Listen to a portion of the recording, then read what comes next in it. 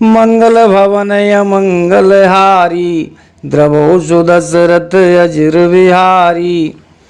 पीत की सुंदर रीत देखिए कि जल भी दूध के साथ मिलकर दूध के समान भाव बिकता है, परंतु फिर कपट रूपी खटाई पड़ते ही पानी अलग हो जाता है, दूध फट जाता है और स्वाद प्रेम जाता रहता है। हृदय सोच समझ तु निज करनी, चिंता अमित जाए नहीं बरनी। कृपा सिंधु शिव परम अगाधा, प्रगट न कहो मोर अपराधा। अपनी करनी को याद करके सती जी ने हृदय में इतना सोच है और इतनी अपार चिंता है कि जिसका वर्णन नहीं किया जा सकता। उन्होंने समझ लिया कि शिव जी कृपा के परम अथाह सागर हैं, इसमें प्रकट में उन्होंने मेरा अपराध नहीं कहा।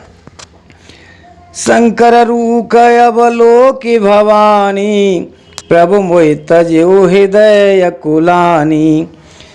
निज अग समुद्र न कछु कहे जाई, तपयवा इव उरयधिकाई।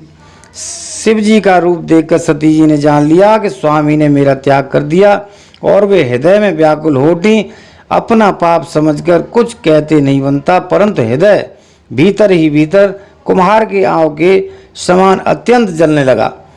मंगल भवन मंगल हारी, द्रवो सुदशरथ अजिर विहारी। धन्यवाद दर्शकों।